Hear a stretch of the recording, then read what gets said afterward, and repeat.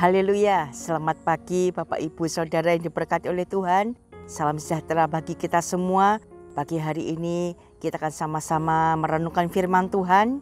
Ya, pasti kita pernah mendengar slogan yang berbunyi, setetes darah Anda nyawa bagi sesama. Pasti tidak asing bukan?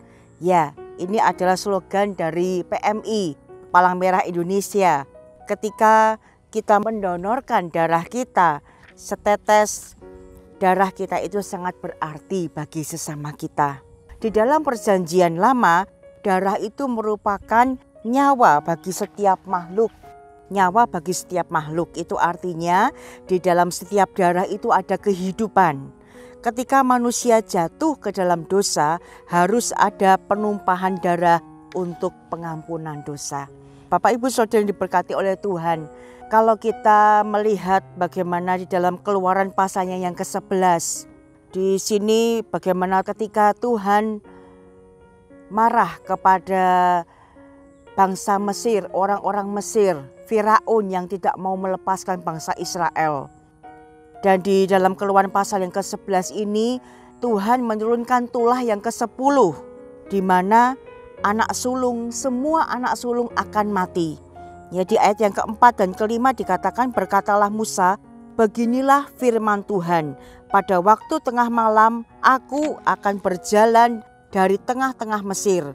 Maka tiap-tiap anak sulung di tanah Mesir akan mati, dari anak sulung Firaun yang duduk di tahtanya sampai kepada anak sulung budak perempuan yang menghadapi batu kilangan, juga segala anak sulung hewan. Jadi semua anak sulung akan mati. Namun dikatakan di dalam Keluaran pasal yang ke-12 di ayatnya yang ketiga, ya, jadi ada anak domba yang akan tersembelih, ya, yang harus dioleskan di ambang pintu. Ketika orang Israel mengoleskan darah itu di ambang pintu, maka murka Tuhan itu akan terlewat dari antara mereka. Di dalam Keluaran pasal yang ke-12 ayat yang ketiga, ayat yang kelima, ayat yang ke-6 dan ayatnya yang ke-7. Tapi saya membaca di ayat yang ke-7. Dari darahnya haruslah diambil sedikit dan dibubuhkan pada kedua pintu dan pada ambang atas pada rumah-rumah di mana orang memakannya.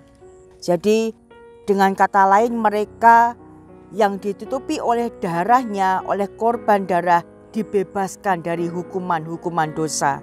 Semua korban darah melalui persembahan yang kita lihat di dalam perjanjian lama ini merupakan bayangan dari korban yang sempurna, yang tidak bercacat, yang dilakukan sekali untuk selamanya.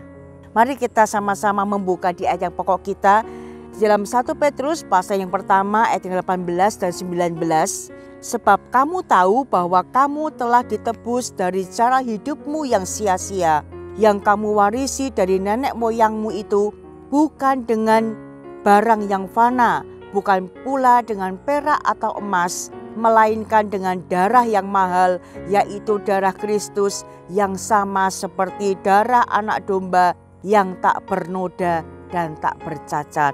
Renungan pada pagi hari ini saya memberikan tema harga setetes darah. Nah, kematian Yesus di kayu salib merupakan korban yang sempurna dan juga bukti kasih Allah bagi kita. Yohanes 3 ayat yang ke-16. Mengapa darah Yesus begitu berharga? Darah Yesus yang tercurah bukan hanya untuk menebus kita dari dosa, melainkan cara-cara hidup kita yang sia-sia, pola hidup kita yang sia-sia. Cara hidup atau pola hidup kita yang sia-sia dapat berbicara soal waktu, tenaga, uang, dan banyak hal lainnya yang kita habiskan tanpa tepat sasaran atau tidak sesuai dengan kehendak Allah.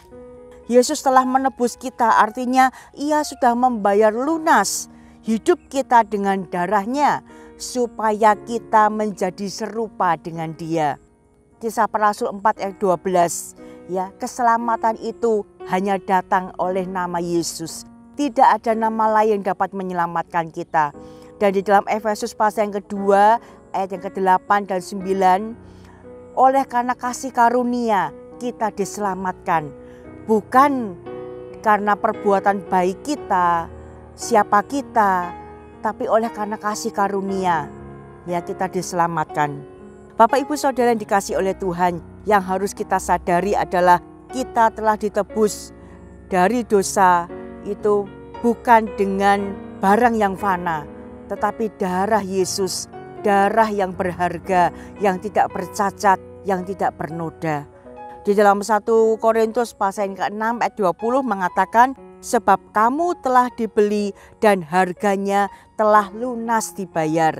Karena itu muliakanlah Allah dengan tubuhmu. Tuhan sudah membayar lunas kehidupan kita dengan darahnya. Untuk itu marilah kita hidup dengan cara hidup dan pola hidup kita yang baru di dalam Tuhan. Karena kita adalah milik Tuhan Yesus dan hidup kita berharga di mata Tuhan. Yesaya 43 ayat 4 bagian A. Oleh engkau berharga di mataku dan mulia, dan aku ini mengasihi engkau. Puji Tuhan ya, kita sudah ditebus, kita sudah dimerdekakan oleh karena Tuhan Yesus yang sudah mati di kayu salib untuk menyelamatkan kita. Mari kita datang berdoa. Kami bersyukur dan berterima kasih Tuhan buat kesempatan yang Tuhan beri pada kami pada pagi hari ini. Kami boleh bangun dengan tubuh yang sehat, tubuh yang kuat. Ini hanya oleh karena kemurahan Tuhan. Dan kami bersyukur dan berterima kasih karena kami boleh diselamatkan. Kami boleh terima keselamatan yang daripada Tuhan. Yang seharusnya kami tidak layak untuk menerima. Tetapi Tuhan melayakkan kami. Sehingga kami terbebas dari kutuk dosa. Dan kami boleh beroleh kehidupan yang kekal. Terima kasih Tuhan Yesus. Ya, karena firman Tuhan pada pagi hari ini tertanam dalam kehidupan kami. Kehidupan kami dimeteraikan oleh Engkau selalu, dimurnikan oleh Engkau selalu Tuhan. Terima kasih Bapa di surga untuk firman Tuhan yang kami sudah dengar pada pagi hari ini. Memberkati seluruh sidang jemaat yang ada di GPDI COTW Temanggung. Diberkatilah mereka dengan kesehatan dan kekuatan, dengan hikmat yang daripada Tuhan.